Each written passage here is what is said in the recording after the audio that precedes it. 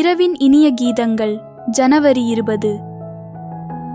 ஒருவன் கிறிஸ்தவனாயிருப்பதினால் பாடுபட்டால் வெட்கப்படாமலிருந்து அதிநிமித்தம் தேவனை மகிமைப்படுத்த கடவன்.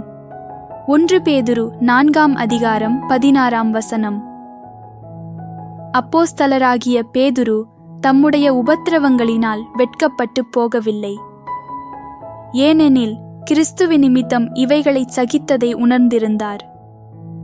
எந்த ஒரு மனுஷனும் சட்டத்தை மீறியதற்காக ஜன சமுதாயத்தின் மத்தியில் கைது செய்யப்படும் பொழுது வெகுவாக சஞ்சலப்பட வேண்டும்.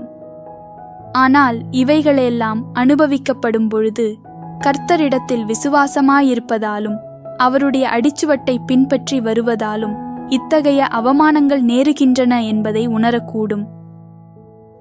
இந்த அவமானத்தால் நாம் சந்தோஷப்படுவோம்.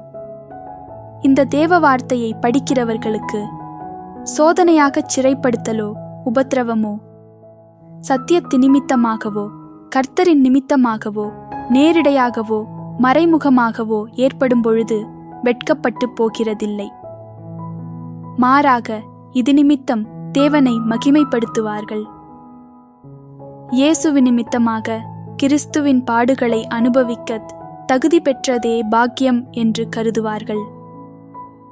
ஏனெனில் கிறிஸ்துவும் இவ்வாறே சிறுமைப்படுத்தப்பட்டார், கைது செய்யப்பட்டார், கட்டப்பட்டார், கசையடிப்பட்டார், ஜனங்கள் முன்னிலையில் அவமானப்படுத்தப்பட்டார், தேவதூஷணம் சொன்னதாக குற்றஞ்சாட்டப்பட்டு சிலுவையிலறையப்பட்டார்.